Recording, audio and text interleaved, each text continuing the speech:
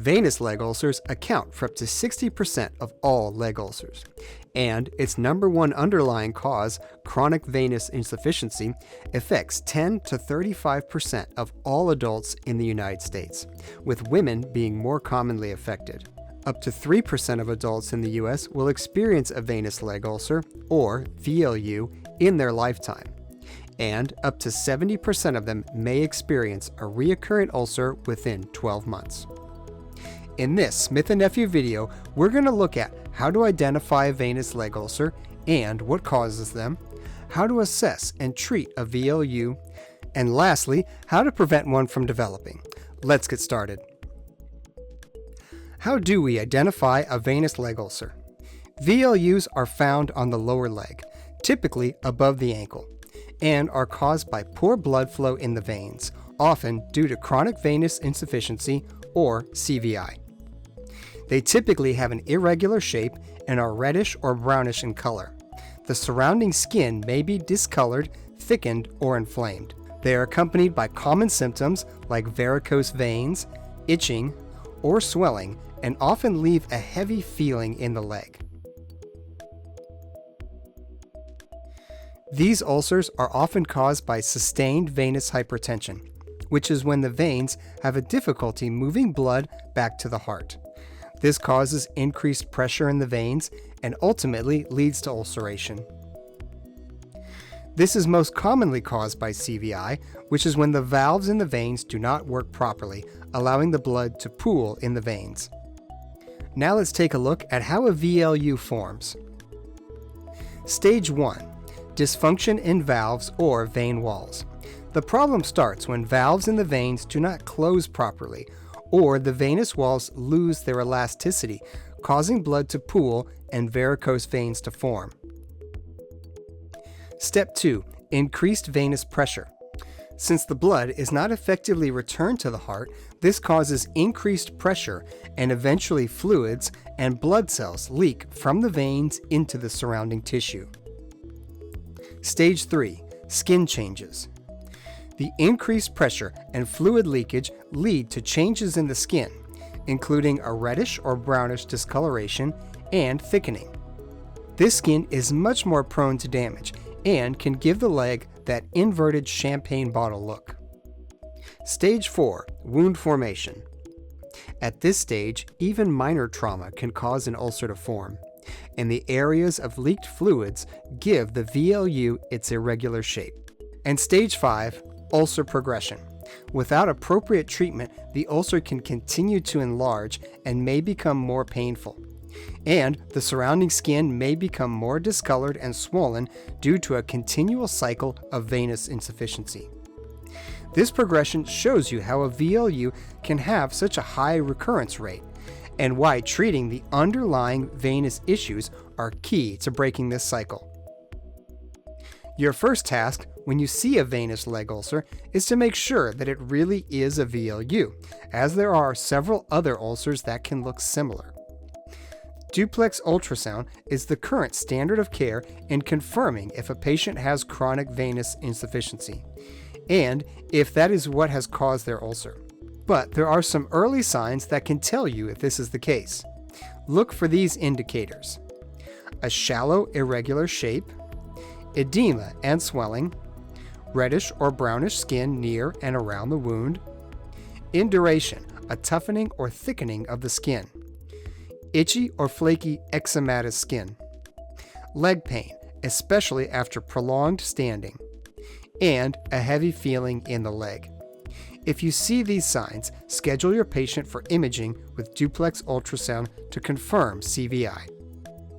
Assessment and treatment. Now let's take a look at how to assess and treat a VLU. We'll assume you've already confirmed that the patient has CVI. We'll use the time decision-making tool in treating this kind of wound. Time stands for tissue, inflammation and infection, moisture, and edges. But before we dive into that model, there are a few standard steps you need to take with a VLU. Once you determine that your patient has CVI, you should refer them to a vascular specialist to treat the underlying issues and stop the recurrence of these wounds. And compression therapy is the standard treatment for CVI and VLUs.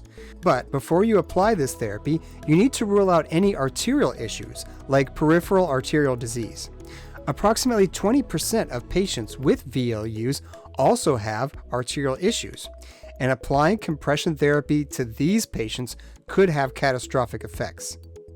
Now let's move on to time. The T in time stands for tissue, and this is where we'll see how viable the tissue in and around the wound is. This portion of time will guide us in how we cleanse and debride the wound. What we want to see here is healthy pink granulation tissue. Cleanse the wound with normal saline solution, but keep in mind that a VLU will weaken the surrounding skin, so be gentle. The venous leakage can also lead to tissue death, so look for necrotic tissue, slough, and eschar in the wound bed. Hyperkeratosis or thickened skin can also form around the wound. These are all examples of non-viable tissue. They create environments for bacteria to grow and prevent new tissue from forming. So you should make sure that these are debrided by a qualified practitioner before you apply your dressing. Also at this point, look for induration around the wound. This is that thick, hard tissue that extends below the skin and gives the leg that inverted champagne bottle look. If you see this, make sure to recommend a dermatologist or vascular specialist. The I in time stands for inflammation and infection. Here, you want to look for signs that the wound is moving out of the inflammatory stage of healing and into the epithelialization stage. Our main concern here is to prevent and treat infection. If infection is present, the wound cannot move out of the inflammatory stage. Look for purulent exudate, malodor, non-blanchable erythema, and surrounding skin that is warmer than normal. And check your local guidelines for indications of spreading infection. In these cases, you can consider topical antimicrobials, honey-based or iodine-based products, and silver-coated dressings.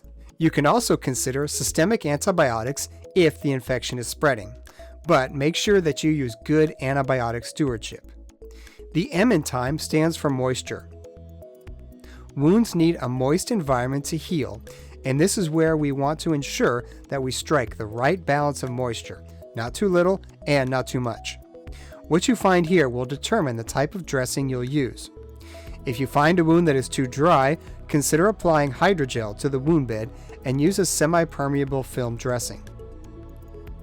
Conversely, if it's too wet, use a multi-layer foam dressing.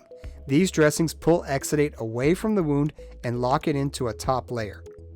This is important when treating VLUs since the surrounding skin is fragile and maceration can damage it. You may also want to consider applying cream or barrier film to the peri-wound skin. Also, you don't want to tear the skin when removing adhesives, so consider skin sealants and use silicone-based adhesives instead of cloth ones. In most cases, you'll also be using compression therapy, so consider what type of compression sock or compression bandage you'll be using and how it interacts with your other dressings. The last thing we want to mention here is the use of negative pressure wound therapy or NPWT on VLUs, especially if they are bigger than 6 centimeters. Most people only think to use NPWT on high exudate wounds, and these systems are excellent at removing moisture, but NPWT also adds localized compression to the wound, and this can augment your compression therapy. Just make sure you provide a hole in your stocking for the port and hose. Do not compress these components next to the skin by placing them under the stocking. Finally, the E in time stands for edges. Here, we want to see how the edges of the wound are coming together and how we are moving towards closure. This is our best indicator that we are moving through the epithelialization phase.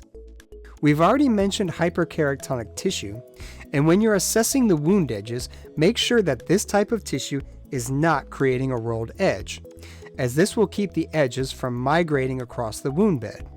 This is another reason why hyperkeratonic tissue needs to be debrided. Also check for undermining and tunneling. If you see these dead spaces under the wound edges, you'll want to pack them with foam, as packing actually helps these areas to close. Since venous leakage can leave your patient with an area of damaged tissue that is barely viable, you'll want to determine how likely it is that this wound will heal without stronger treatment measures. Prevention. Now let's look at how to prevent a VLU from occurring. The main thing we want to look at in our patients are those with a history of venous insufficiency.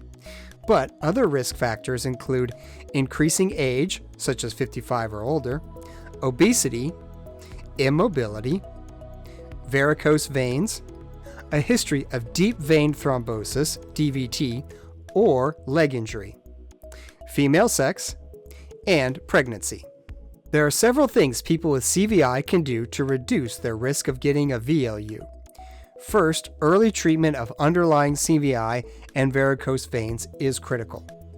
Next, patients should wear compression stockings during waking hours.